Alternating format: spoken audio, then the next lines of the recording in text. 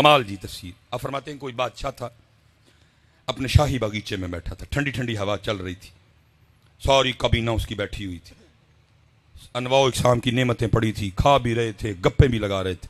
وہ دور نہ بادشاہ کو ایک بابا جاتا دکھائی دیا. بابے کو دیکھ کے بادشاہ اپنی کابینہ کو کہتا ہے تمہیں بابے کا شغل نہ دکھاؤں. اب کون تھا جی جو بادشاہ کی ہاں میں ہاں نہ ملا تھا؟ سب نے کہا جی علی جا. پیچھے کھڑے سپاہی کو کہا وہ جو بابا جا رہا بلا کے لا. بابا آ گیا. مولانا روم فرماتے جب بابا آیا نا تو بادشاہ نے اپنی جیب سے سرخ رنگ کا رومال نکالا, بابے کو دیکھ کے کہتا ہے بابا مجھ سمیت سب کو دیکھ, جو سب سے زیادہ بے وقوف نظر آتا ہے رومال اس کی گود میں رکھ دے. اب وہ بابا میری طرح بابا نہیں تھا کہ ہمیں بال سفید کر لیے, وہ بابا کسی بابے کے پاس بیٹھ کے بابا بنا تھا, پورے دنوں کا بابا. اس نے بادشاہ سمیت سب کو دیکھا, رومال اپنی جیب میں ڈالا, واپس چلا گیا. بادشاہ ہکا بکا رہ گیا. اس نے کہا وہ میں نے تو بابے کا شگل لگانا تھا, بابا میرے ہی لگا گیا. بات ختم ہو گئی, چلی نہیں آگے کوئی.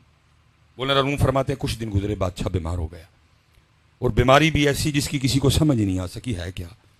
اور بادشاہ دن بدن قریب المرگ, حضرت دوائیاں بند کر دی گئیں. طبیبوں نے کہا جی ہمارا تجربہ کہہ رہا ہے کہ بادشاہ صرف 3 دن زندہ رہے گا, چوتھا نہیں دیکھے گا. دوائیاں بند. اب فیصلہ یہ ہوا بھائی دن جو 3 رہ گئے ہیں تو پھر اس طرح کرو, ایک دن رعایا کی اور بادشاہ کی ایک آخری ملاقات کروا دو.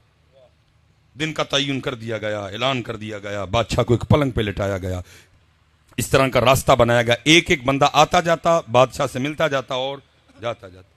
مولانا روم فرماتے ہیں انہی ملنے والوں میں لال رومال والا بابا بھی آ گیا.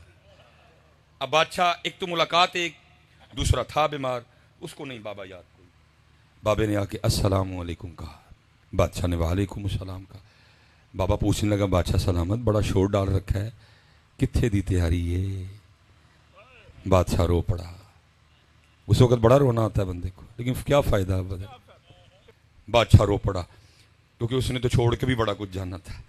کہنے لگا بابا جی بس ایک سفر پہ جا رہا ہوں. بابے نے کہا بادشاہ اگر تو سفر پہ جا رہا ہے تو آج وہ تیرا کدھر ہے پروٹوکول, وہ تیرے ہاتھی, وہ تیرے گھوڑے, وہ تیرا لشکر کدھر ہے آج؟ بادشاہ اور رویا. اس نے کہا بابا جی آج میں اور سفر تے چل رہا ہوں, اس پہ یہ سامان نہیں جائے گا, اس سفر کا سامان اور ہے. بابا پھر بولا.